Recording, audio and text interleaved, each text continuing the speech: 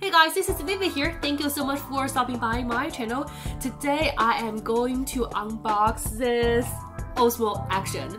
I've become a DJI fan after I purchased my first product from them, the OSMO Pocket. I know that DJI, they are famous by their drones, with no doubt.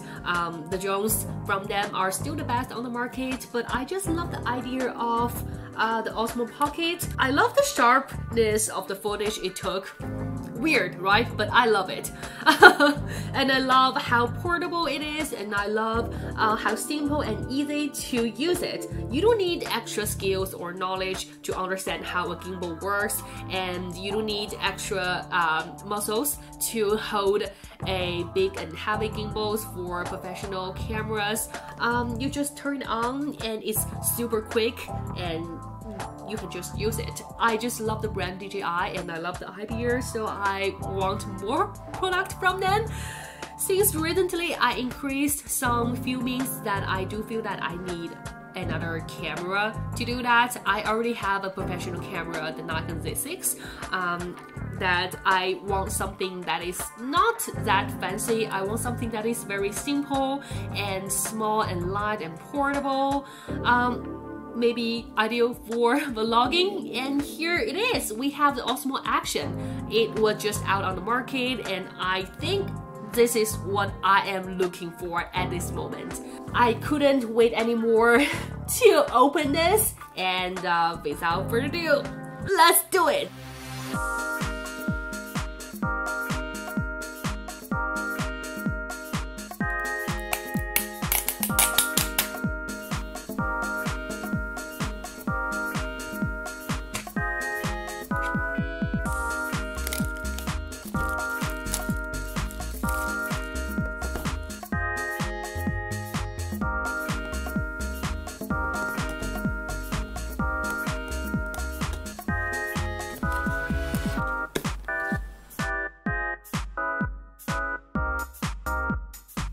In the box, we have the very obvious OSMO ACTION with the camera frame.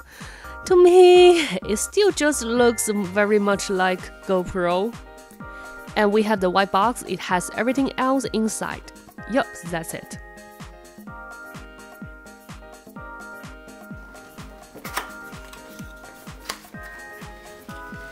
So in this box, we have the battery case with the battery inside.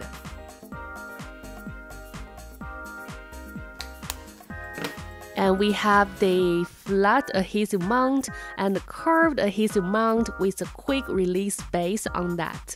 And we have the USB-C cable and the locking screw. Pretty neat.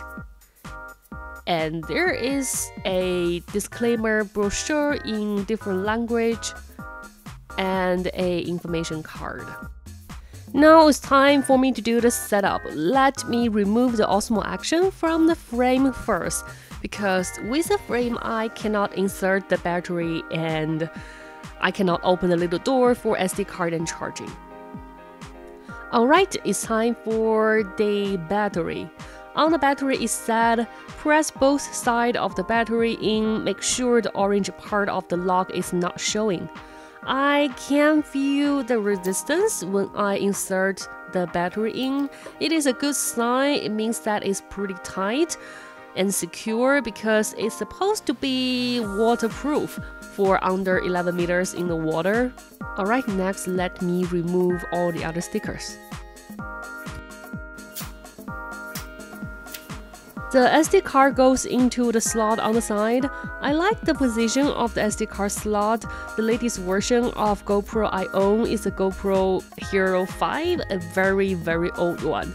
The SD card stays with the battery. I always have the problem to insert the SD card to that slot, and the edge of that slot is very sharp and scratched my SD card badly. Anyway, I don't like GoPro, and SD card slot on OSMO ACTION make me feel very neat and thoughtful. Now let's connect it to the phone and do the phone activation.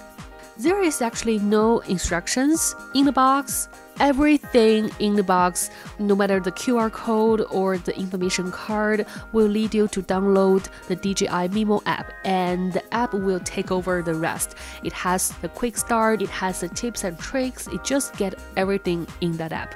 Then open it up and go to the upper left corner to find that camera icon. Then it will try to find a nearby device. Only the first time it will check the verification code to make sure that you didn't get the wrong device. Next time when you're connecting the device, it just connects immediately.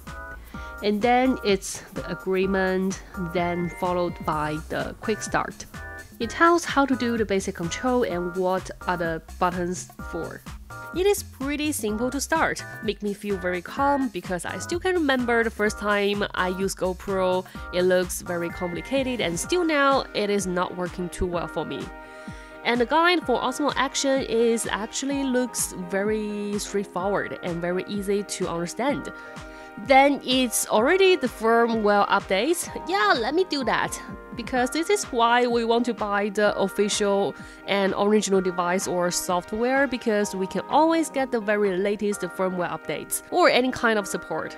Although sometimes I don't do that immediately, but anyway, it's on. And that's it, we can already start to use it, just that simple. I already have an Osmo Pocket, as you know.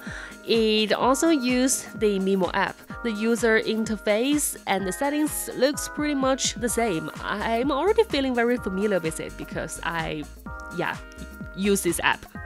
On the right side menu, you can change it between the photo or video shoot or slow motion.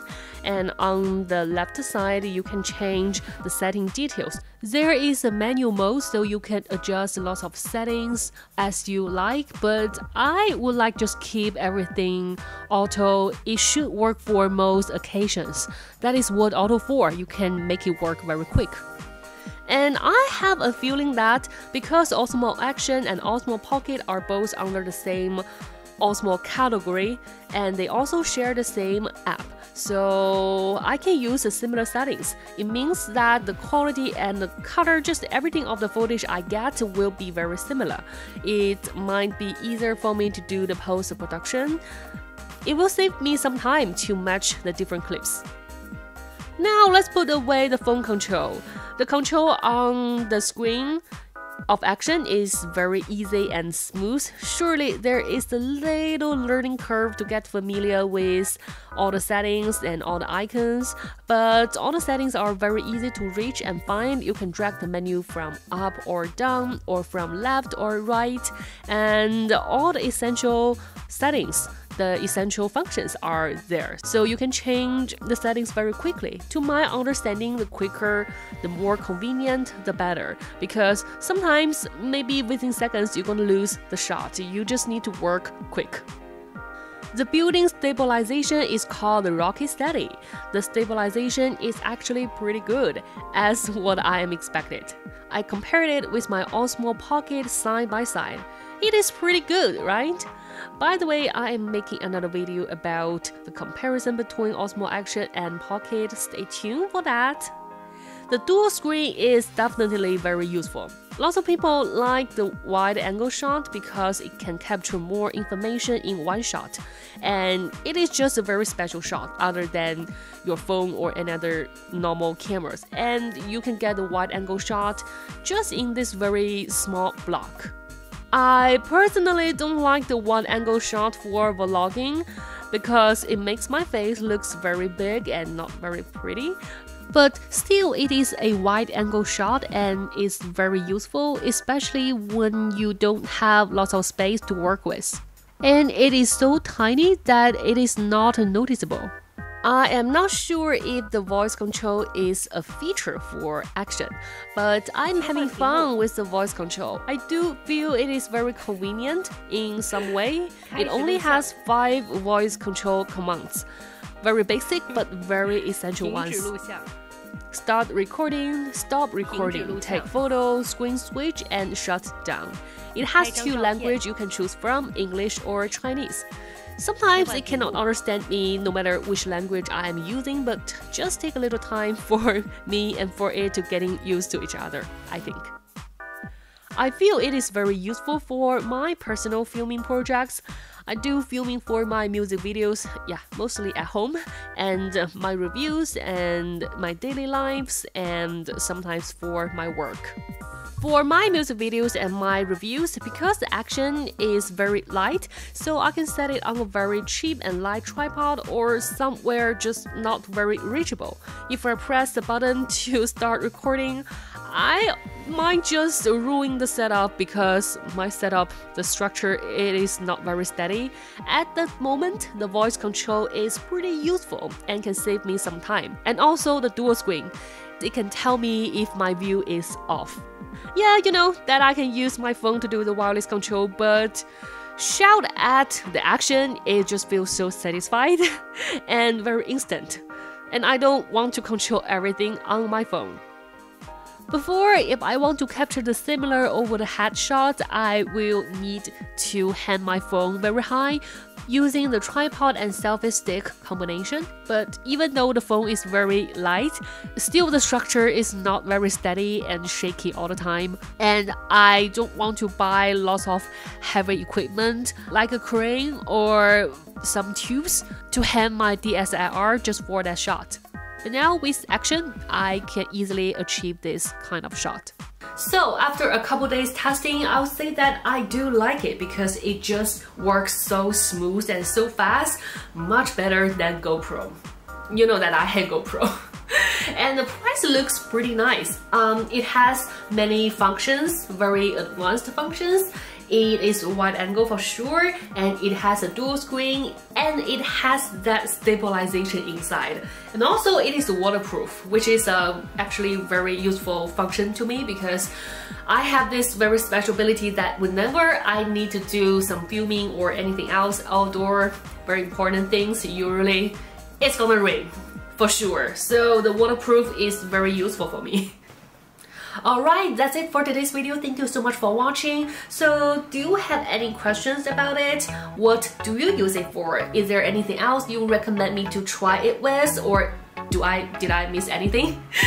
Please just comment below, share me with your thoughts. And I'm still trying to learn how to do this kind of review video, and I want to be more professional. I'm trying.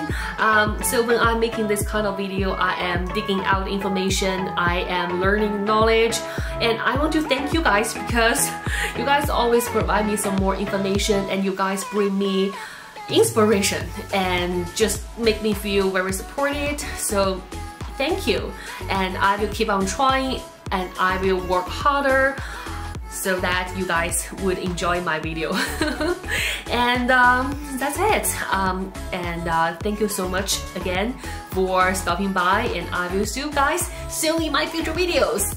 And if you haven't done so, please consider subscribe to my channel, give me a like or comments below, and that's it. See you.